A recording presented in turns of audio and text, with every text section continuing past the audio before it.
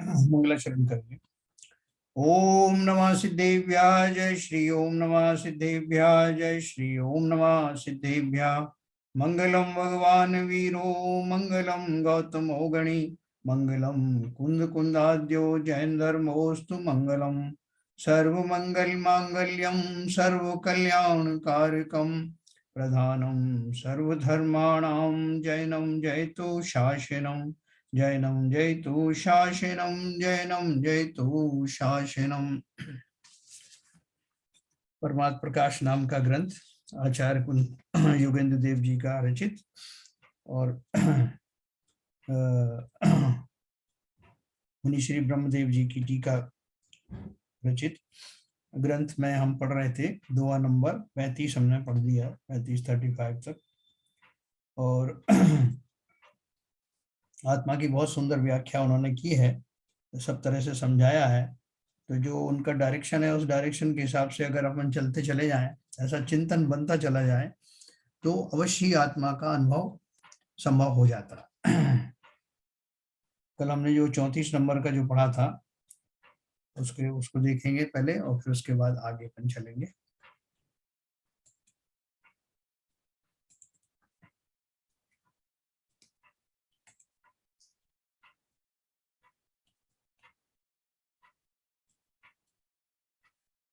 चौतीस नंबर में अपन ने ये देखा था भावार्थ में, जो शुद्धात्मा की अनुभूति से विपरीत क्रोध मान माया लोभ रूप विभाव परिणाम है, उनका उपार्जन किए शुभ अशुभ कर्मों कर बनाई हुई देह में अनुपचरित असद्भूत व्यवहार न कर बसता हुआ भी निश्चय कर देह को नहीं छूता। उसको तुम परमात्मा जानो, उसी स्वरूप को वीतराग निर्विकल्प समाधि में तिष्ठ कर चिंतन करो। यह आत्मा जड़ रूप देह में व्यवहार न कर रहता है, सो देहात्म बुद्धि वालों को नहीं मालूम होता है। वही शुद्धात्मा देह के ममत्व से रहित मतलब किन किन को जो दिखाई देती है, जो देह के ममत्व से रहित हैं, ऐसे विवेकी पुरुषों को वो दिखाई भी देती है और वो उन्हीं के द्वारा उसकी आराधना भली प्रकार की जाती है। अभी 35 नंबर का हम पढ़ेंगे दोहा।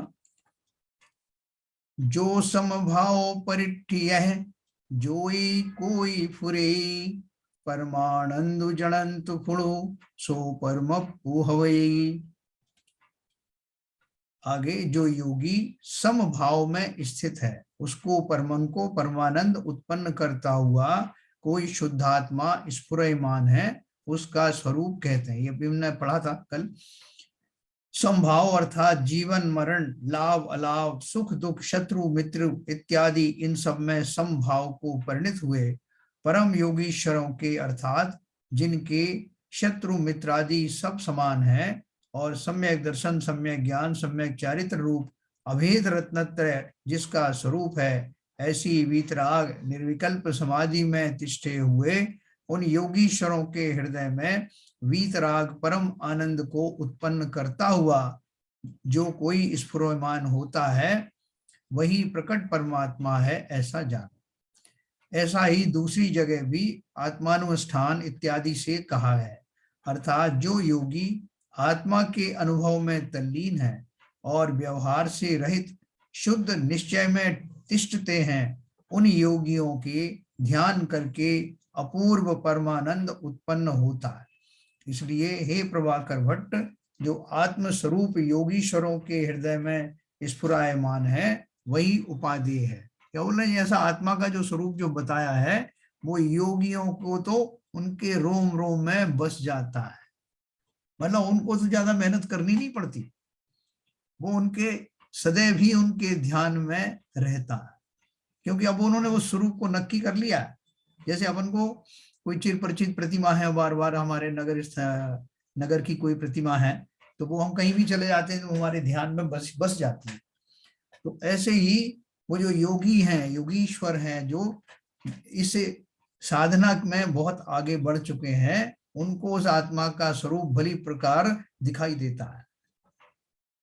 और उसको आराधने का अर्थ ही यह है कि बार बार जो है जब उनके चिंतन में आता है तो उसके प्रति उनका जो जो महिमा है, उसकी वो जो बहुमान है, वो उनको निरंतर आती रहती है, और वो इतनी तीव्र, इतनी आगे तक जो है उसका, उसमें रम जाते हैं कि उन्हें ऐसा लगता है जैसे मैं इसे प्रत्यक्ष ही देख रहा हूँ। अपन कई बार जैसे सपना देखते हैं ना, सपने में अपन कहते हैं भाई साहब रात को पिताजी मेरे सामने प्रत्यक्ष आए। प्रत्यक्ष आए का अर्थ क्या? प्रत्यक्ष आए के आपके सामने आके खड़े हो गए?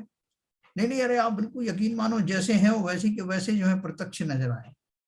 तो यहाँ हम बोल तो रहे प्रत्यक्ष, लेकिन उस प्रत्यक्ष का अर्थ क्या है तो वो परोक्ष ही, तो स्वप्न में है। लेकिन जैसे मैंने किसी जीवित व्यक्ति को सामने खड़े हुए देखा और उसका पूर्ण जैसा जैसा स्वरूप है वैसा मुझे दिखाई पड़ा, ऐसा ही स्वप्न में भी किसी को दिखाई देता है, तो उससे वो तुलना करके कहता है साक्षात दिखाई दिया। इसी तरह से योगियों को, जिनको इसका अभ्यास हो गया है, उनको अपनी ही प्रतिमा, अपना ही स्वरूप, अपना वो परमानंद स्वरूपी आत्मा निरंतर दिखाई देता है। और आराधने का अर्थ यही है कि उसमें जब बार बार डूब जाता है, उपयोग में थोड़ा सा हल्का और गहरापन तो हो सकता है, लेकिन वो ऑलमोस्ट फुल टाइम की पिक्चर है उनकी। तो देखो, इसलिए उन्होंने क्या कहा, इसलिए हे प्रभाकर भट्ट, जो आत्मस्वरूप योगीश्वरों के हृदय में स्फुरायमान है वही उपादेय है। तो हम उनकी आत्मा में को थोड़ी जाएंगे उपादेय करने के लिए, जो योगियों के हृदय में है। इसका अर्थ का क्या है? इसका अर्थ ये है कि उन्होंने अपनी शुद्धि करते करते इस दशा तक आ गए हैं कि उनको वो प्रत्यक्ष दिखाई देता है। और मैं भी अगर उतनी शुद्धि के नजदीक पहुंचूं तो मुझे भी दिखाई देता, मुझे भी अनुभव में आए, है ना। ऐसा स्फुरमान मैं स्वयं भी तो योगी हो सकता हूं ना। जो योगी वीतराग निर्विकल्प समाधि में लगे हुए हैं, संसार से पराण्मुख हैं, उन्हीं के वह आत्मा उपादेय है, और किसी को दिखाई देगी नहीं। और जो देहात्म बुद्धि विषयासक्त हैं, वे अपने स्वरूप को नहीं जानते हैं, उनकी आत्मरुचि नहीं हो सकती, यह तात्पर्य हुआ। रुचि भी नहीं होगी, और रुचि नहीं होगी तो उनके दीदार भी नहीं होंगे। आगे, शुद्ध आत्मा से जुदे कर्म और शरीर, इन दोनों कर अनादि कर बंधा हुआ यह आत्मा है। ये भी पढ़ा था मैंने, थोड़ा आप सब पीछे से लिया जिससे आपका रिवीजन हो जाए। तो 36 नंबर का हमने जो पढ़ा था, कम्मणि बद्धु बिजोइया देहि वसंत बिजोजी, होइण सयलु कया विफुडु मुनिमर परमप्पउ सोजी। आगे, शुद्धात्मा से जुदे कर्म और शरीर, इन दोनों कर अनादि कर बंधा हुआ यह आत्मा है, तो भी निश्चय न कर शरीर स्वरूप नहीं है। यह कहते हैं, हे योगी, जो यह आत्मा यद्यपि कर्मों से बंधा है और देह में रहता भी है, परंतु कभी देह रूप नहीं होता है। अपन ने इसकी उदाहरण पढ़ी थी ना। उसी को तू परमात्मा निश्चय से जान। परमात्मा की भावना से विपरीत जो राग द्वेष मोह है, उनका यद्यपि व्यवहार नए से बंधा है और देह में तिष्ठ रहा है, तो भी निश्चय से शरीर रूप नहीं है, उससे जुदा ही है। किसी काल में भी यह जीव जड़ ना तो हुआ ना होगा, उसे हे प्रभाकर भट्ट परमात्मा जान। निश्चय न कर आत्मा ही परमात्मा है, उसे तू वीतराग स्वसंवेदन ज्ञान कर चिंतवन कर। सारांश यह है कि यह आत्मा सदैव वीतराग निर्विकल्प समाधि में लीन साधुओं को तो प्रिय है, किंतु मूढ़ों को नहीं है ना। ये भी अपन ने पढ़ा था। उनको प्रिय है, क्यों प्रिय है? क्योंकि उनको उसका स्वाद लग गया है, उसका अवलोकन करने से उनके रोम रोम पुलकित तो हो जाते हैं, तो अभ्यस्त हो गए हैं वो उस रोमांचकारी दृश्य को देखने के लिए, अनुभव करने से वो उनको अभ्यास हो चुका है। तो इसलिए उनको उसमें जो आनंद आता है, मूर्खों को नहीं आता, क्योंकि मूर्खों ने खाली यही सब लौकिक देखा है। शरीरों में उत्तम शरीर, सुंदर शरीर, इनके शरीरों के आकर्षण, ये सब देखे हैं, बाहर के दृश्य आदि देखे हैं, पौद्गलिक जो है वो जो कुछ भी इंद्रजाल है उनको देखा है, उसी में वो मस्त रहते हैं। आगे, निश्चय न कर 36वां नंबर पर पढ़ेंगे। जो परमत्थे निकलु विकम्म विभिन्नौ जोजी मूढ़ा सयलु भणंत पुणु मुनिमर परम पौ सोजी। आगे निश्चय कर आत्मा देह और कर्मों से रहित है, तो भी मूढ़ों यानी अज्ञानियों को शरीर रूप मालूम होता है। ऐसा कहते हैं जो आत्मा निश्चय न कर शरीर रहित है और कर्मों से भी जुदा है, तो भी निश्चय व्यवहार रत्नत्रय की भावना से विमुख होने वाले मूढ़ शरीर स्वरूप ही प्रकटपने से मानते हैं। सो हे प्रभाकर भट्ट, उसी को परमात्मा जान, अर्थात वीतराग सदानंद निर्विकल्प समाधि में रहकर अनुभव कर। वही परमात्मा शुद्धात्मा के बैरी मिथ्यात्व रागादिकों के दूर होने के समय ज्ञानी जीवों को उपाधि है। क्या होता है, उन्होंने देखो एक बातों बातों में क्या बोल दिया कि वो किसका बैरी है, मिथ्यात्व रागादिकों के दूर होने के समय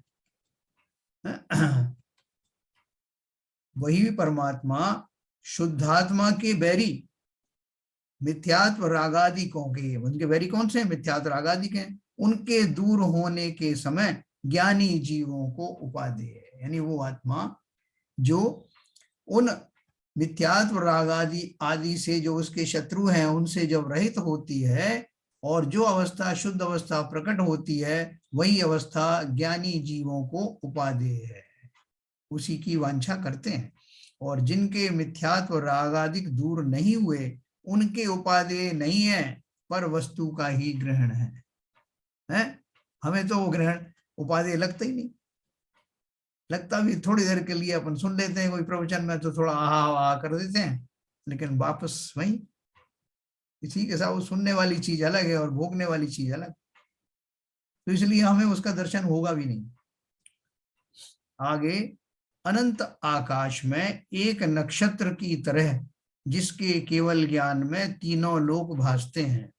देखो अपन ने जो ऊपर पढ़ा था ना कि देह से अलग है, देह से कभी लगा हुआ नहीं, अपने ऊपर के दोहों में सब में पढ़ा था।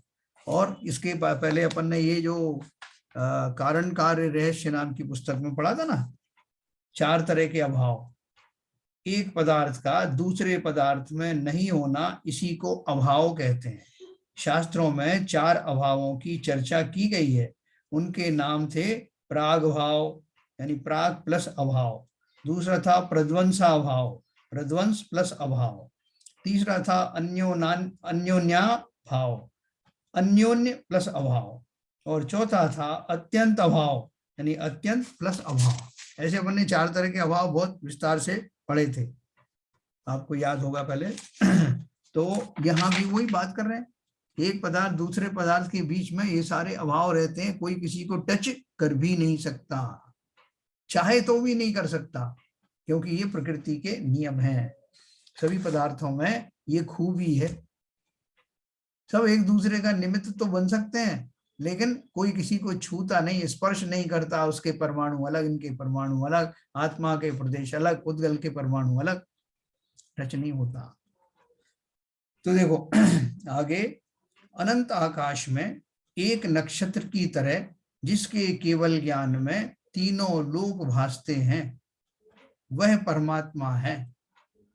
ऐसा कहते हैं जैसे अनंत आकाश में एक नक्षत्र, उसी तरह 3 लोक जिसके केवल ज्ञान में प्रतिबिंबित हुए दर्पण में मुख की तरह भासता है, वह परमात्मा अनादि है। देखो उसको उन्होंने भावार्थ में क्लियर किया है, जिसके केवल ज्ञान में एक नक्षत्र की तरह समस्त लोक अलोक भासते हैं, वही परमात्मा रागादि, मतलब एक नक्षत्र की तरह क्या अर्थ क्या है कि जैसे एक नक्षत्र को आप बहुत क्लोजली देख सकते हो, आपको एक जो है एक पैकेज दे दिया जाए सामने रख करके जिसमें सब कुछ दिया हुआ है, सब उसके अंदर ही अवलोकित हो जाए, तो आपको उपयोग को भटकाने की जरूरत नहीं है, सब कुछ सामने ही रखा हुआ है। जैसे एक दर्पण है, वो बड़ा सा कैनवास है, उसमें से सारे जितनी भी चीजें सामने आती हैं सब उसमें दिखाई देती हैं। ऐसे ही जिसके केवल ज्ञान में एक नक्षत्र की तरह समस्त लोक अलोक भासते हैं, वही परमात्मा रागादि समस्त विकल्पों से रहित योगी क्षणों को उपादेय है। यानी आत्मा की और क्या बात बताई विशेष, कि उसमें तीनों लोक के समस्त चर अचर वस्तुएं अपनी समस्त पर्यायों के साथ एक साथ भाषित होती। कितना अनुपम होगा वो। कोई बनी क्या, कोई ऐसी दूरबीन या कोई ऐसी कोई मशीन बनी आज तक जिसमें समस्त लोग, आपको तो कहूं कि साहब आपको थोड़ा सा अवधि ज्ञान दे दिया जाए तो अवधि ज्ञान को आपको प्रयोग करना पड़ेगा। भाई साहब अभी मैंने अपना अवधि ज्ञान इस दिशा में लगा रखा है, और वहां का तो देखूंगा, आप तो सब तरह का पूछ रहे हो, वहां से हटाऊंगा तो दूसरी जगह देखूंगा, और वो भी मेरी जितनी सीमा है जो अवधि है उसके अंतर्गत ही मैं जान सकता हूँ, एक साथ जान नहीं सकता। तो सोचो उस ज्ञान की महिमा, उस केवल ज्ञान की जिसमें इतना बड़ा लोक और आलोक सब उसमें समाहित हो जाता है, ज्ञान में सब दिखाई देता है। अपन शक्तिशाली उसको ही मानते हैं आज के जमाने में भी, जिसको सब चीजों का ज्ञान हो। अमेरिका ने एक सैटेलाइट लगा दिया, फलाने ने यो लगा दिया, पृथ्वी पर जो कुछ हो रही गतिविधि है सब उनको दिखाई देता। अरे कितने साफ सबल हैं, कितने शक्तिशाली हैं, और वो जो चाहे कर सकते हैं, उनको सब मालूम कहाँ क्या है। ऐसे अनंत अनंत पराक्रम का धारी मैं स्वयं आत्मा हूं। या 38 नंबर का हमने पढ़ा। आगे मतलब अब जो इतनी मैं प्रशंसा आत्मा की सुन रहा हूं, तो वो क्यों ना मुझे उपादेय हो, क्यों ना मुझे इस बात का एकदम जिज्ञासा हो कि देखूं तो सही वो आत्मा कहाँ है, कैसा है। ऐसा प्रश्न करते ही आचार्य बोलते हैं कि कहीं ढूंढने की जरूरत नहीं, कस्तूरी के मृग जैसे ये तुम्हारे अंदर ही वास करता है। ऐसा आत्मा हम सबको सुलभ है। आगे अनंत ज्ञानमयी परमात्मा योगीश्वरों को निर्विकल्प समाधि काल में ध्यान करने योग्य है, उसी परमात्मा को कहते हैं। जो ये बिंदई नाणमऊ जो जाय जय झेऊ मोख कारण अणवरऊ सो परम पौदेऊ। आगे अनंत ज्ञानमयी परमात्मा योगीश्वरों कर निर्विकल्प समाधि काल में ध्यान करने योग्य है, उसी परमात्मा को कहते हैं। जो योगीश्वरों कर मोक्ष के निमित्त निरंतर ज्ञानमयी चिंतन किया जाता है, वह परमात्मा देव आराधने योग्य है, दूसरा कोई नहीं। भावार्थ है, जो परमात्मा मुनियों को ध्यावने योग्य कहा है, वही शुद्धात्म ज्ञान के बैरी आर्त रौद्र ध्यान कर रहित धर्म ज्ञानी पुरुषों को उपाधि। तो लगे हाथ क्या बता दिया उन्होंने, शुद्धात्म ज्ञान मुझे क्यों नहीं हो रहा, आत्मा का वो परिशुद्ध ज्ञान मुझे क्यों नहीं हो रहा। तो उन्होंने बताया ना, उसके जो बैरी हैं आर्त और रौद्र ध्यान, उनसे रहित हो जाओ, फिर आपको भी उनके दीदार हो जाएंगे। परमात्मा मुनियों को ध्यावने योग्य कहा है, वही शुद्ध आत्म ज्ञान के बैरी आर्त रौद्र ध्यान कर रहित धर्म ज्ञानी पुरुषों को उपाधि है। देखो जो जिनको आर्त और रौद्र ध्यान लगे हैं उनको तो वो पसंद ही नहीं आएगी। ऐसा आपने बोल दिया, कितनी बार तो बता चुके आत्मा आत्मा आत्मा, हाँ सब शास्त्रों में यही मिलता, हम तो बोर हो गए। तो पूजा भी आजकल ऐसी लिखने लग गए वो आत्मा वाली। हमें तो वो चाहिए जिसमें लाड़ू और उसमें सब घेवर उनकी महिमा गाई जाती थी ना, कैसे ऐसे लाड़ू बनाए साहब, ऐसे घेवर ना, पूजा पढ़ते पढ़ते मुंह में पानी आ जाता था, क्या बात करते हो। और अब आत्मा की नीरस बात लेके बैठ जाते हो। तो बोलते हैं कि जब तक हमारे अंदर में उन वस्तुओं के प्रति आकर्षण ललक मौजूद है, तब तक हम पहचानेंगे नहीं, जानेंगे नहीं कि आत्मा क्या है। किसी को देख के वो बनाया ना, क्या बंदर क्या जाने अदरक का स्वाद, उसका अर्थ क्या है। उसका अर्थ ये है कि जिसको वो योग्यता ही अभी नहीं आई है, वो उस रस का पान क्या करेगा। तो ज्ञानियों को तो उस पर तरस आता है हम जैसे जीवों के प्रति, कि ये बेचारे आत्मा का वो स्वाद जिसके नाम से ही चटकारे लेने लगते हैं योगी, उससे ये वंचित है अभी। तो ज्ञानी पुरुषों को उपादेय है, अर्थात जब आर्त ध्यान रौद्र ध्यान ये दोनों छूट जाते हैं तभी उसका ध्यान हो सकता है। देखो एकदम क्लियर कर दिया। आगे 40 नंबर, जो जीव हेउ लहे विहि जगु बहु बिहु जणे लिंग तय परिमंडियऊ सो परम पुहवे। आगे जो शुद्ध ज्ञान स्वभाव जीव ज्ञानावरण आदि कर्मों के कारण से त्रस स्थावर जन्म रूप जगत को उत्पन्न करता है वही परमात्मा है, दूसरे कोई भी ब्रह्मादिक जगत करता नहीं है, ऐसा कहते हैं। जो शुद्ध ज्ञान स्वभाव जीव ज्ञानावरणादि कर्मों के कारण से त्रस स्थावर जन्म रूप जगत को उत्पन्न करता है। देखो लगे लगाई क्या क्या बात बताई, वही परमात्मा है, दूसरे कोई भी ब्रह्मादिक जगत करता नहीं है, ऐसा कहते हैं। देखो आगे उन्होंने खुलासा किया इसी को, जो आत्मा ज्ञानावरणादि कर्म रूप कारणों को पाकर अनेक प्रकार के जगत को पैदा करता है। इस संसार की उत्पत्ति कैसे होती है? संसार, कौन से संसार की बात कर रहे हैं? हम अपने ही संसार की बात कर रहे हैं। मैंने अपना जो संसार बसाया, उस संसार में बसने का कारण क्या है? कहते मैंने अपना संसार और बढ़ा दिया। भाई साहब कैसे बढ़ा दिया?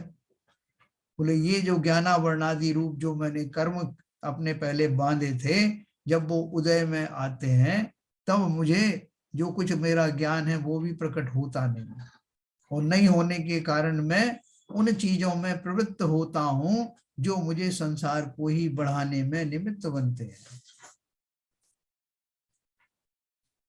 संसार को बढ़ाने में निमित्त बनते हैं, मतलब क्योंकि अब मेरी जब तक सोच सम्यक सोच नहीं होगी तब तक जितनी भी सोच होगी वो मिथ्या दृष्टि से प्रेरित होगी, और फलस्वरूप मुझे संसार के भोगादि ही रुचिकर लगेंगे। मुझे लोगों से वैमनस्य करना, लोगों में जो है इष्ट अनिष्ट की कल्पना करना, ये सब जो चीजें जब घटित होंगी तो मेरा संसार तो बढ़ ही जाएगा ना। जो कर्म मैंने सोचा था कि शायद निकल जाएंगे, इनको भोगने से निकल जाएंगे, भोगने से खत्म होते क्या? जो जो भोग मिले त्यों तृष्णा अधिकी अधिकी हुए, संसार का नियम है। जितने भोग भोगोगे उतना ही और आकांक्षाएं बढ़ेंगी, और फलतः आप संसार में गहरे धसे रहोगे। तो इसलिए उन्होंने कहा जो आत्मा ज्ञान आवरणादि कर्म रूप कारणों को पाकर अनेक प्रकार के जगत को पैदा करता है, अर्थात कर्म के निमित्त से त्रस स्थावर रूप अनेक जन्म धरता है। मैंने आपको बताया था कि संसार में कोई भी कार्य अकारण नहीं होता, सबका कुछ ना कुछ कारण होता है। मैंने अगर जो है किसी खरबूजे में इल्ली के रूप में जन्म लिया, जैसे एक मुनिराज ने किया था ना संकल्प, तपस्या कर रहे थे तो उनको उनके नथुने में पास में कोई खरबूजा की गंध आई, बहुत तीव्र का खरबूजा कोई काट रहा था, वो गंध आई, वो गंध इतनी उनको भा गई। तो उस समय वो तपस्या कर रहे थे, ध्यानस्थ थे, लेकिन उसका प्रति एकदम उनका राग रुझान इतना तीव्र हुआ कि निदान बंद जैसे भाव हुए कि खरबूजे का तो मैं स्वाद लेता अच्छी तरीके से, ऐसा भाव। ऐसा होते ही उनके पास तो अभी वो तपस्या का निधि थी ना, वो निदान में कन्वर्ट होकर के वो मर करके उस खरबूजे में इल्ली बने। ये प्रसिद्ध घटना है। तो ये किस लिए बताया? ये इसलिए बताया कि सावधान रहना, अपने स्वरूप में उसके आगे संसार की कोई भी वस्तुएं आपके लिए उपादेय नहीं। क्या रखा है उस संसार की? अनंत बार भोगे वो भोग। इसी तरह से जो जीव, हमारी जो उत्पत्तियां होती है ना 84 लाख योनियों में, क्यों होती है? ये मैंने आपको एक उदाहरण दिया। जहां जहां देह के जिन जिन परमाणुओं में मेरा आकर्षण होता है, मैं दूसरे की देहों में जाकर के उन स्थानों पर उत्पन्न हुआ। मैं एक इंद्रिय आदि जाति जीव बना, सबके पीछे कुछ ना कुछ रहस्य है। ऐसे ही नहीं किसी ने बना दिया कि नहीं बहुत दिन से मन कर रहा था किसी को कुछ बनाऊं तो तुमको एक इंद्रिय बना दिया। कोई ऐसा व्यक्ति नहीं है। जब तक हम स्वयं ही उस तरह के भाव आदि नहीं करेंगे तब तक कोई ताकत हमको उन निम्न नीची जगहों पर उत्पन्न नहीं कर सकती। नीची हो चाहे ऊंची हो, हम ही अपने पुरुषार्थ से, अपने चिंतन के द्वारा वहां वहां उत्पन्न होते हैं। इसलिए उन्होंने यहाँ कहा, क्या कहा? दूसरे कोई भी ब्रह्मादिक जगत करता नहीं है, ऐसा कहते हैं। जो आत्मा ज्ञानावरणादि कर्म रूप कारणों को पाकर अनेक प्रकार के जगत को पैदा करता है, अर्थात कर्म के निमित्त से त्रस स्थावर रूप अनेक जन्म धरता है। स्त्रीलिंग, पुल्लिंग, नपुंसक लिंग, इन तीनों चिन्हों कर सहित हुआ शुद्ध निश्चय नय कर परमात्मा है, अर्थात अशुद्ध पने को परिणित हुआ जगत में भटकता है, इसलिए जगत का कर्ता कहा है। हमने भी उसमें एक आहुति डाल दी, इसमें इस संसार को बढ़ाने में। भाई साहब मेरा भी कंट्रीब्यूशन लेते जाओ, मैंने भी राग द्वेष कम थोड़ी पाल रखे हैं, ये मेरी आहुति ले जाओ, संसार बढ़ाने में मुझे भी तो सहयोग करने दो। ऐसा हमारा भी चक्र चल रहा है अनादि काल से, हम भी उस संसार में वृद्धि करने में, भले ही अपने ही कर रहे हैं, अपने ही संसार की कर रहे हैं, लेकिन कहने का तात्पर्य है कि हम भी उसमें कंट्रीब्यूट कर रहे हैं। स्त्री लिंग, पुल्लिंग, नपुंसक लिंग, इन तीनों चिन्हों कर सहित हुआ। जैसा मैंने आपको बताया, इन तीनों लिंगों में जीव क्यों पैदा होता है उसका भी अपन ने बहुत डिटेल में चर्चा की और आगे भी करेंगे। हर एक चीज का जो मैं जहां जहां गया उन सब के पीछे मेरे ही कुत्सित भाव थे, किसी ने नहीं दिए। मेरे भावों को एक कंप्यूटर में डाला और डाल करके जो मुझे पैकेज बना के दिया, तो उस पैकेज में निकला कि भैया अगले जन्म में तुम्हारा नंबर 1 तिर्यंच आयु का बंद हो गया है। उसमें भी तिर्यंच आयु में भी तो बहुत छिप छिप के बातें सुनते थे, और भी बहुत सारी ऐसी बातें थी, तो तुमको छिपकली की पर्याय प्रदान की जाएगी। और उन छिपकलियों में भी तुम मोटी छिपकली रहोगे कि पतली रहोगे, कि कैसे रहोगे, कि कंदराओं में रहोगे कि शमशान में रहोगे, ये सारे जाति प्रजातियां हैं, ये सारा पैकेज मैंने ही चुना। मुझे पता भी नहीं चला कि कैसे अनजाने में मैंने क्या क्या पैकेज बांधे। इस पर जब हम दृष्टि करें ना, तो हमें पसीना आ जाए, कह रहे नालियों में मैं पैदा हुआ, जिन नालियों में मैं झांक के देखना नहीं चाहता, वहां मैं अनादि काल से अत्यंत अत्यंत बहुत सारे भाव मैंने धारण किए। संसार का कोई क्षेत्र, कोई योनि ऐसी नहीं है जहां मैं उत्पन्न नहीं हुआ, और सब में मेरी ये अज्ञानता थी। इसलिए वो अब जीव बड़ा दुखी होकर के जिनेंद्र देव की शरण में आता है कि भगवान, मैंने बहुत दुख पाए अपनी ही मूर्खता के कारण। मैंने उस आत्मदेव को पहचाना नहीं, उस अमूल्य निधि को पहचाना नहीं, जिसे लेकर मैं 84 लाख में भी गया, और वहां भी मैंने अज्ञानता के कारण उसका लाभ नहीं उठा पाया, फलतः 84 लाख में भटकता रहा। ऐसा ऐसा हमको रहस्योद्घाटन कब होता है? जब हमें किंचित ज्ञान उत्पन्न होता है। लेकिन कितने जीव ऐसे हैं, उन्होंने उस ज्ञान का भी भरपूर उपयोग किया नहीं, उसका पूरा लाभ उठाया नहीं। तो इसलिए उन्होंने क्या कहा, शुद्ध निश्चय कर परमात्मा है, अर्थात अशुद्ध पने को परिणित हुआ जगत में भटकता है, इसलिए जगत का कर्ता कहा है। और शुद्ध पने रूप परिणित हुआ विभाव यानी विकार परिणामों को हरता है, इसलिए हरता है। हाँ, जब मैं शुद्ध पने में आ जाता हूं, तो मैं ही उस अपने ही संसार का जहां करता था, अब हरता हो गया। मैंने ही अपनी वो सब समेट ली माया, इसलिए उसी संसार का जिसका मैं कर्ता बन गया था, और उसका ही हरता भी बन गया। और शुद्ध पने रूप परिणित हुआ विभाव परिणामों को हरता है, इसलिए हरता है।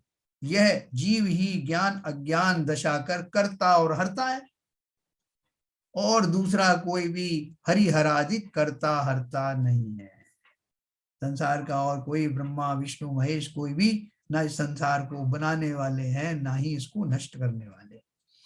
भावार्थ है, पूर्व जो शुद्धात्मा कहा था, वह यद्यपि शुद्ध नय कर शुद्ध है, तो भी अनादि से संसार में ज्ञानावर्णादि कर्म बंद कर ढका हुआ वीतराग निर्विकल्प सहजानंद अद्वितीय सुख के स्वाद को न पाने से व्यवहार नय कर त्रस और स्थावर रूप स्त्री पुरुष नपुंसक लिंगादि सहित होता है, इसलिए जगत कर्ता कहा जाता है। अन्य कोई भी दूसरों कर कल्पित परमात्मा है ही नहीं है।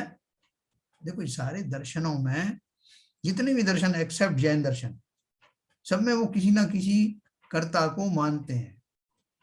अब उन्होंने उसका नाम कोई न परमात्मा दिया, किसी ने ईश्वर दिया, किसी ने विष्णु महेश दिया, किसी ने जो है अल्लाह दिया, किसी ने जीसस क्राइस्ट दिया, लेकिन मानते सभी ये हैं कि संसार को बनाने वाला, रचना करने वाला, मिटाने वाला कोई एक तो है, कोई ताकत है। और उनसे पूछेंगे वो जो ताकत है, वो ताकत कब से है, उसे किसने बनाया और उसने ऐसा क्यों बनाया? अगर वो इस संसार की देखभाल करता रहता है, सबको कौन कौन को कहां कहां पहुंचाना है, तो वो उसके अंदर कितनी आकुलता होगी। जिसके अंदर भरपूर आकुलता होगी उसको शांति और सुख कहां से मिलेगा? तो हम ये नहीं कह सकते कि हमारा ईश्वर सबसे ज्यादा दुखी रहता है, सबसे ज्यादा आकुल व्याकुल रहता है। तो ईश्वर की परिभाषा ही ये मानी जाती है, जो समस्त आकुलताओं से परे हो, चली गई हैं आकुलताएं, जिसकी पूर्ण सुखी हो गया है, वही तो ईश्वर है। ईश्वर नाम इसका नहीं कि इधर उधर उधेड़ उनमें लगा रहे कि किस पेड़ में क्या जो है कितना बड़ा करना है, किस में फूल में क्या रंग भरना है, प्रकृति में क्या क्या व्यवस्थाएं करनी है, किसके ने मुझे नमस्कार नहीं किया तो उसको दंडित करना है, किसने मुझे साष्टांग नमस्कार किया तो उसको मुझे कुछ अवार्ड देना है। ये ईश्वर के काम है। फिर कौन हुआ ईश्वर? हम तो छोटे से काम से इतने आकुलित हो जाते हैं, तो इतनी सारी जिम्मेवारी हमको दे दी जाए, और अगर वो यही करता रहेगा तो फिर कर्म सिद्धांत कहाँ रहा? कर मैं रहा हूं, लेकिन ईश्वर को जो मंजूर है वो वही करेंगे। फिर मेरा सब सद कार्य और बुरे कार्य सबका जो है कोई मीनिंग नहीं रहा। इसलिए बहुत लॉजिकल है हमारा जो दर्शन है। तो बोल रहे हैं इसलिए जगत कर्ता कहा जाता है क्योंकि मैं ही अपना पैकेज बनाता हूं। अन्य कोई भी दूसरों का कल्पित परमात्मा नहीं है। ये आत्मा ही परमात्मा की प्राप्ति के शत्रु तीन वेदों यानी स्त्रीलिंग, पुरुषलिंग और नपुंसक लिंग कर उत्पन्न हुए परमात्मा की प्राप्ति की शत्रु बताया। मतलब इस तरह के विभाव परिणामों के द्वारा ही तो घटित होता है। रागादि विकल्प जालों की निर्विकल्प समाधि से जिस समय नाश करता है, उसी समय उपादेय रूप मोक्ष सुख का कारण होने से उपादेय हो जाता है। ऐसा हमने 40 नंबर का ये पढ़ा। एक मैं और पढ़ूंगा, उसके बाद अपन डिस्कस करेंगे आगे। 41 नंबर। जसु अभ्यंतरी जगु वसई, जग अभ्यंतरी जोजी, जग जीव संतो भी जगु जगु जिण, भी मुनि परम पौ सोजी। आगे, जिस परमात्मा के केवल ज्ञान रूप प्रकाश में जगत बस रहा है और जगत के मध्य में वह ठहर रहा है, तो भी वह जगत रूप नहीं है, ऐसा कहते हैं। जिस आत्मा राम के केवल ज्ञान में संसार बस रहा है, अर्थात प्रतिबिंबित हो रहा है, प्रत्यक्ष भास रहा है, और जगत में वह बस रहा है, अर्थात सब में व्याप रहा है, वह ज्ञाता है। और जगत ज्ञेय है, समस्त जगत उसके लिए उसके ज्ञान में आ रहा है, इसलिए वो ज्ञेय है। संसार में निवास करता हुआ भी निश्चय न कर किसी जगत की वस्तु से तन्मय यानी उस रूप नहीं होता। अर्थात जैसे रूपी पदार्थ को नेत्र देखते हैं तो भी उनसे जुदे ही रहते हैं। आग जल रही है कहीं दूर पे, हम उस आग को देखते हैं, पूरा काफी दूर पे आग जल रही और हमने देखा वो आग का दृश्य, तो आग अपनी जगह पर है और मैं अपनी जगह पर हूं, लेकिन वो दृश्य मुझे दिखाई देता है। ना तो आग ने मुझे अपने पास बुलाया, ना मैंने आग को बुलाया, ना मैं आग बना, ना आग मनुष्य बनी। सब अपने अपने स्थान पर हैं, ज्ञान में आने की बात है। ऐसे ही वो कहते हैं कि इस ब्रह्म में मत रहना, कि जो परमात्मा बन गया उसको सारा संसार दिखाई देता है, इसका अर्थ है कि वो संसारी है। संसारी है क्या? संसार किसे कहते हैं? संसार में लिप्त होकर के संसारी जीवों के सदृश होने वाले भावों में जिनकी दशा है, वो है संसारी। जैसे मैंने आग का और अपना उदाहरण दिया, हम दूर से देख रहे हैं, हमें थोड़ी मालूम ना हम उस आग में जल रहे हैं। संसारी जीवों की जलने वाली भोग विषय आदि जो राग है, आग है, उसमें वो कहीं भी उसमें लिप्त नहीं होते। ज्ञान में सहज ही जानने में आता है। उसी को जैसे रूपी पदार्थ को नेत्र देखते हैं तो भी उनसे जुदे ही रहते हैं, इस तरह वह भी सबसे जुदा रहता है। उसी को परमात्मा हे प्रभाकर भट्ट तू जान, जो शुद्ध बुद्ध सर्वव्यापक सबसे अलिप्त शुद्ध आत्मा है, उसे वीतराग निर्विकल्प समाधि में स्थिर होकर ध्यान कर। बार बार उपाय बता रहे हैं साथ में। जो वीतराग निर्विकल्प समाधि है उसमें स्थिर होना है, और वीतराग निर्विकल्प समाधि क्या है अपन जान गए हैं, जिसमें किसी भी तरह के कोई संकल्प विकल्प ना हो, एकाग्र चित्त होकर उस आत्मा को जिसका स्वरूप मैंने अभी अभी जाना है, उन स्वरूप के गुणों का चिंतन करके उसमें बहुमान लाके जिनेन्द्र देव की का सहारा लेकर, जैसे वो है वैसा मैं, इन सब चीजों से सिमिली मिला करके और आत्मा का स्वरूप भली भांति जान करके उसमें स्थिर हो जाना, यही निर्विकल्प समाधि है। इसके अतिरिक्त आत्मा को पाने का और कोई तरीका नहीं।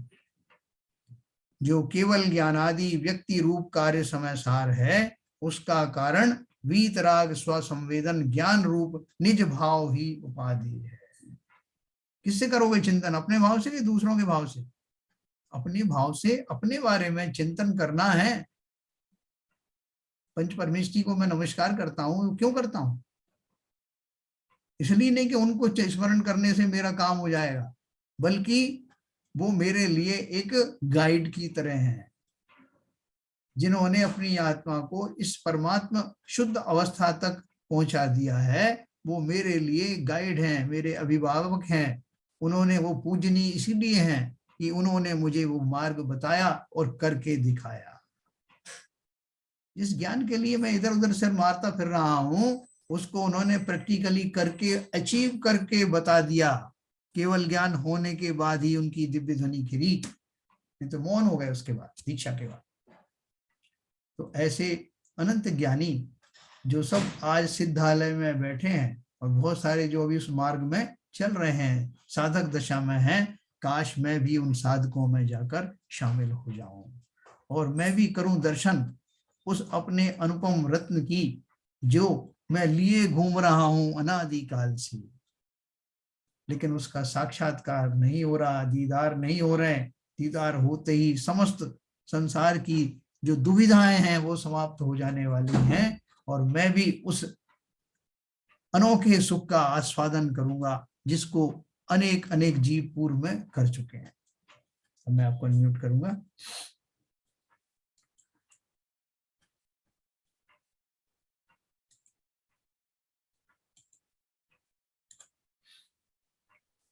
हाँ सर। आपने एक जो बात बोली आज, जो जैसा हम सोचते हैं जिसमें हमारी लगन होती है वैसा हो जाता है जी। तो वो जैसे जैसे व्यवहार में भी कि जैसे किसी ने सोचा है, तो यदि आदमी कोई अपने अंदर से सोचे कि उसने बचपन में क्या सोचा था, तो उसमें से 99% उसकी इच्छाएं पूरी हुई होंगी।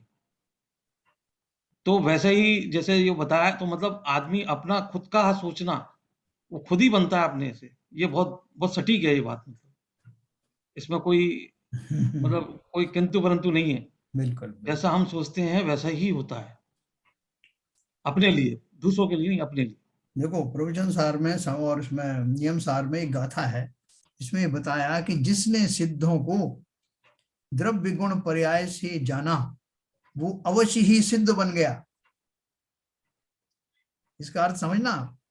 जैसे हमारे एक दीवार के पीछे कोई व्यक्ति खड़ा हुआ है, और मुझे कब दिखाई देगा? जब मैं उतना ऊपर उठूंगा कि वो मुझे दिखाई देने लगे।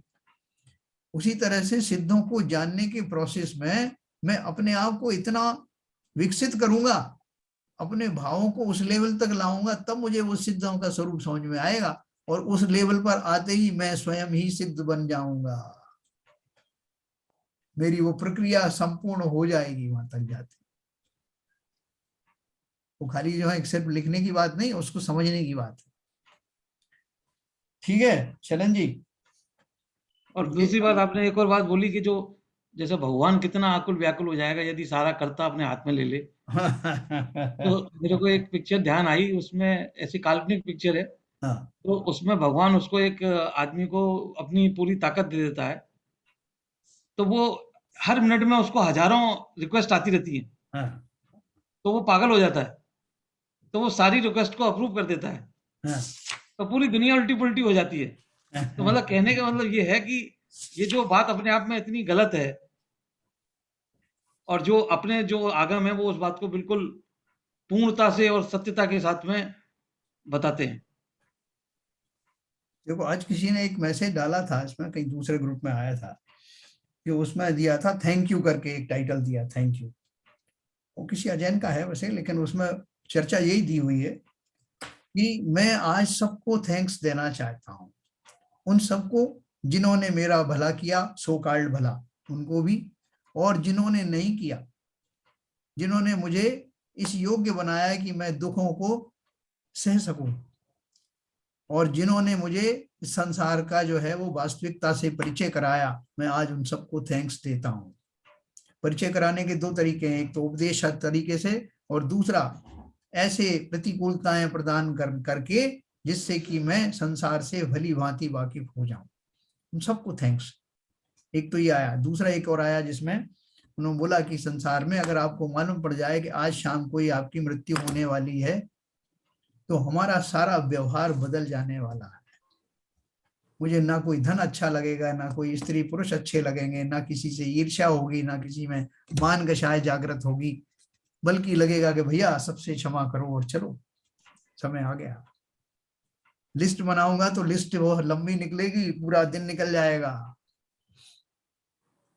इसलिए संसार में देखो, कल अपनी जो चर्चा हो रही थी ना, इस पर अपन ये कह रहे थे कि भाई जितने भी स्वाध्यायी लोग हैं, जो स्वाध्याय कर रहे हैं, उनको क्षमाशील होना चाहिए, क्षमता में रहना चाहिए। और स्वाध्यायी की बात क्या है, मैं तो अपने हिसाब से सोचता हूं कि अगर मुझसे कुछ गलती भी हो गई हो तो लोगों को तो क्षमा कर देना चाहिए ना, नहीं फिर क्या फायदा हुआ। मैंने कुछ भी किया हो साहब, लेकिन उनको तो ऐसा नहीं करना चाहिए था ना। अभी जो जेलों में अपन जो उनकी सजाएं होती ना, तो सजा होने के बाद में वो जेल में जाते हैं, वो सुधरते हैं क्या अपराधी? वो क्या बोलते हैं, जैसे अभी यूपी का इलेक्शन का वो एक एडवर्टीजमेंट आता ना कि साहब मैंने तो ये चाहा था मेरे पिताजी ने कि मेरी फोटो बड़े होकर अखबारों में छपे, लेकिन इन्होंने तो दीवार पर चिपका दिया। वो योगी राज के बारे में बात कर रहे हैं कि कितना सटीक है। बोले वहां चिपका दिया, मैंने एक ही बस तो जलाई थी और इन्होंने मुझे अंदर कर दिया। पहले की सरकारों ने तो कभी सजा दी नहीं साहब, 10-10 बसें जला दी, कभी कुछ नहीं हुआ। और ये देखो मेरे जरा से अपराध की ये दंड दे रहे हैं। उसको उसे अपने अपराध से कोई वो मतलब नहीं है, उसको दूसरे से मतलब है, उसके ऊपर तुमने दंड क्यों दिया, मैं जो कर रहा था ठीक है कर लेने देते। ठीक ऐसे ही हम सब जीव अपने किए हुए कृत्य पर हमें पश्चाताप कम होता है। इससे ज्यादा दुख हमें इस बात का होता है कि सामने वाले ने हमको इसका पनिशमेंट क्यों दिया, हमसे उपेक्षा क्यों की, उसको तो ऐसा नहीं करना था ना। ऐसी भाव के कारण जितने अपराधी हैं वो अपराधी ही बने रहते हैं, उनमें सुधार की गुंजाइश बहुत कम होती है। देखो एक कथा है, लेकिन ऐसे भी बहुत सारे बहुत जीव हैं, बहुत कम होते हैं हालांकि, जिन्हें अपने अपराध का बोध होता है। 90% सर ऐसे हैं। जी ठीक है, ये तो मैं समय निकाल दूंगा, मैं आ जाऊंगा, फिर देखता हूँ। मैं हाँ, इससे भी ज्यादा करके बताऊंगा, इससे भी ज्यादा। यस। संकल्प लेके आते हैं वहां से। देखो लेकिन जो इस मार्ग पर जो चल रहे हैं उनकी अनूठी बात मैं आपको बताऊं। ये अपन ने ये पढ़ते हैं अपन सामायिक में, रत्नाकर पंचविंशति का ये अपन पढ़ते हैं, लाल जिनवाणी में है स्वाध्याय में, अपन उसमें पढ़ते हैं सामायिक के टाइम। इसका एक स्टेंजा मैं आपको बताऊंगा। उन्हें क्या बोला, वो स्वयं की भावना बोल रहा है। शुभ तीर्थ के उद्धार आधिक कार्य कर पाए नहीं, नर जन्म पारस तुल्य निज मैंने गंवाया व्यर्थ ही। शास्त्रोक्त विधि वैराग्य भी करना मुझे आता नहीं, खल वाक्य भी गत क्रोध हो सहना मुझे आता नहीं। अध्यात्म विद्या है न मुझ में, ना कोई है सत्कला, फिर देव कैसे यह भवोदधि पार होवेगा भला।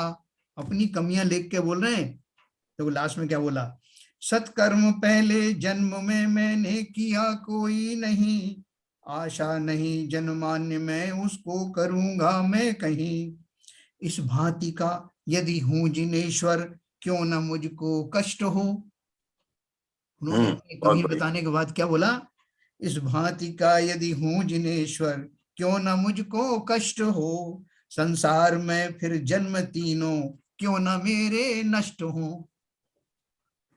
है, स्वयं की अपनी पोजीशन देखी उन्होंने कि मैंने इतने दूषण किए हैं, दूसरों के प्रति क्या क्या किया है, कैसे कैसे अपराध किए हैं, तो मेरा तो बनता ही नहीं है कि मुझे इस संसार से निकलने का कोई स्कोप है ही नहीं।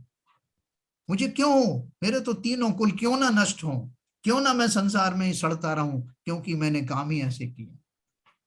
ऐसे कितने लोग होते हैं जो दूसरों से अपेक्षा नहीं करते कि भाई क्या हो गया, अगर कर दिया तो उन्हें तो क्षमा करना चाहिए।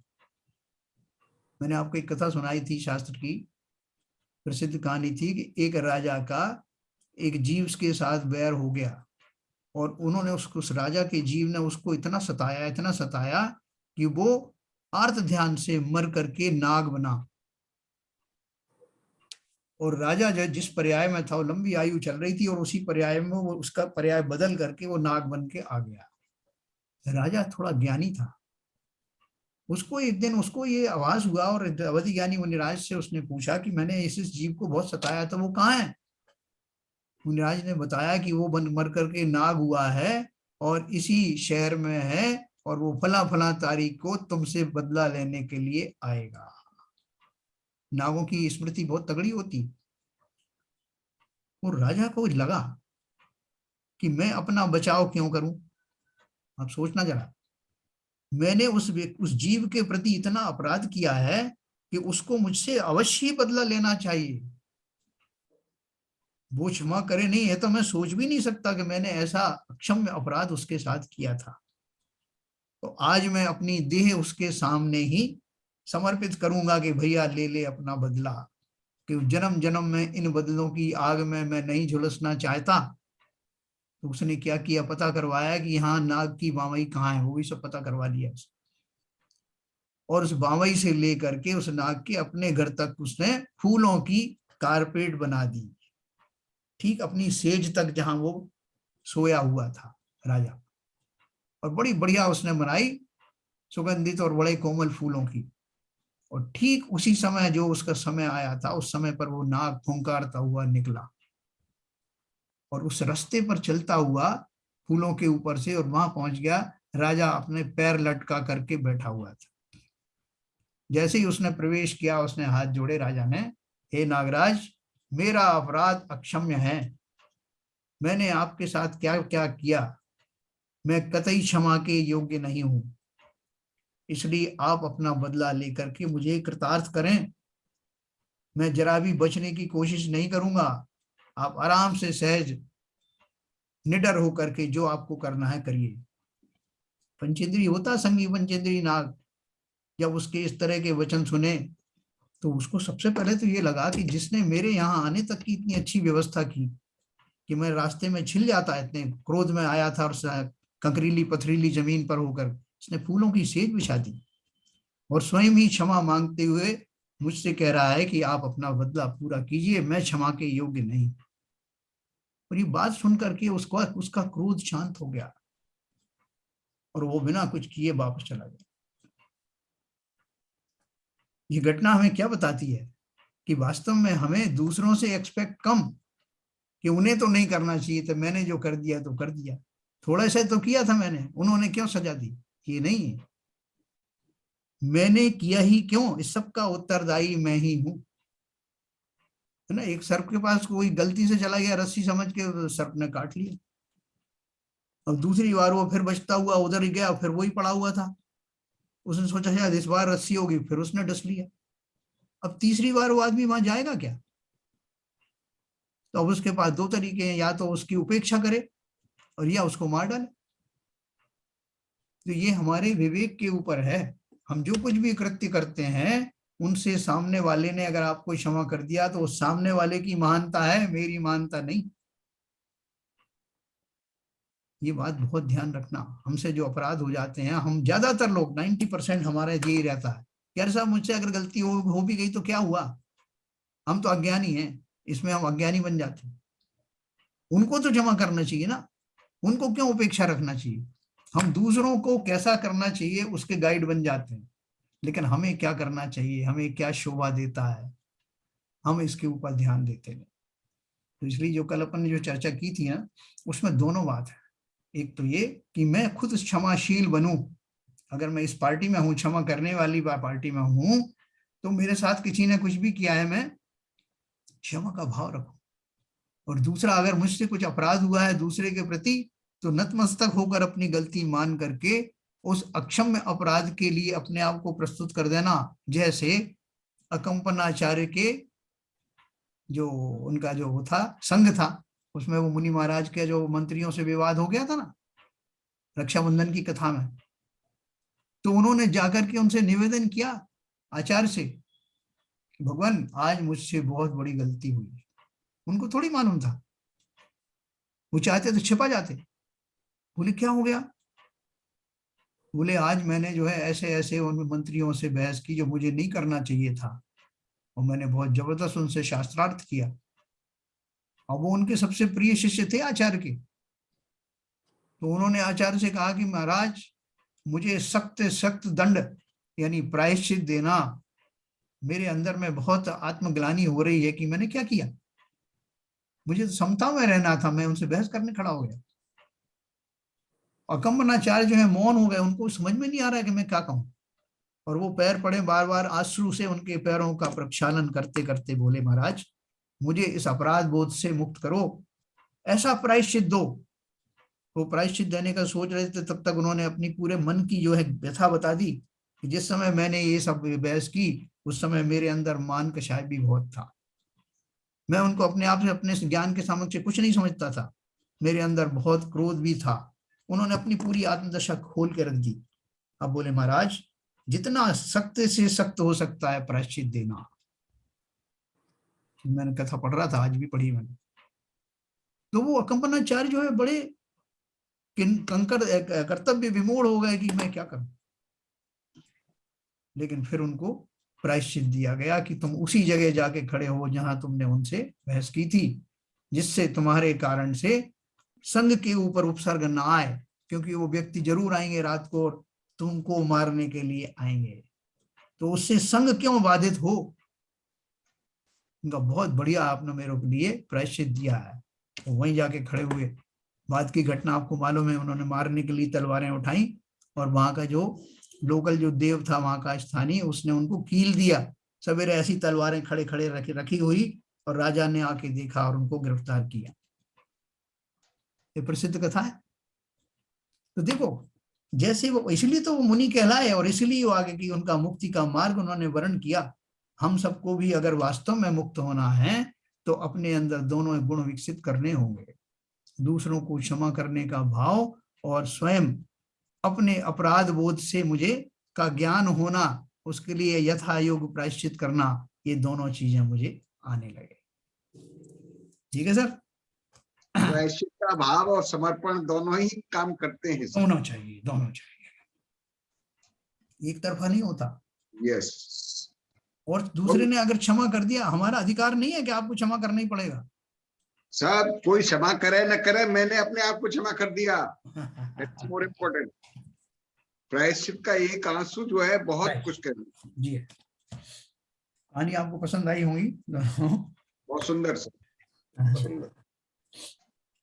तो देखो कदम कदम पर हमको ये प्रैक्टिकल चीजें सीखनी है। वो शुद्धात्मा के दर्शन कैसे होंगे हमको, अगर मैं इन्हीं में उलझा रहा, छोटी छोटी बातों में किसको क्षमा करना किसको नहीं करना, ये सब सहज में ही क्षमा मेरे अंदर में प्रकट हो, तब वास्तव में मेरी उपलब्धि है। इसके लिए बेसिक क्वालिफिकेशन तो वही है। हाँ हम तो बेसिक क्वालिफिकेशन को ही क्वालिफाई नहीं करते। जी हाँ जी हाँ। पहले तो अप्रिशिएट करें ना कि हाँ ऐसा जिसने किया वो वास्तव में धन्य है। हमें अप्रिशिएशन ही नहीं आता। क्या डिवीजन था आपने बिल्कुल एकदम तो मूड कर दिया। धोखे रख दिया। सही में बहुत सुंदर। चलिए तो कल फिर अपन जो है अपनी चर्चा आगे बढ़ाएंगे। ललित जी जिनवाणी स्तुति करें।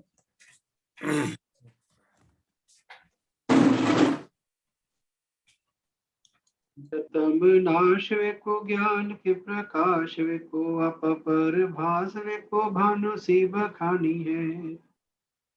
छहो द्रव्य जान वे को बंध विधि भान वे को स्वपर पिछान वे को परम प्रमाणी है। अनुभव बताए वे को जीव के जताए वे को काहू न सताए वे को भव्य और आनी है। जहाँ तहाँ तार वे को पार के उतार वे को सुख विस्तार वे को यही जिन वाणी है। जिनवाणी भारती तो है जपू दिन रहन, जो तेरी शरण गए सो पावे सुख चैन। जिनवाणी के ज्ञान से सूझे लोकालो, सो वाणी मस्तक धरो सदा देते धो, सदा देते धो। जिनवाणी माता की जय। जय।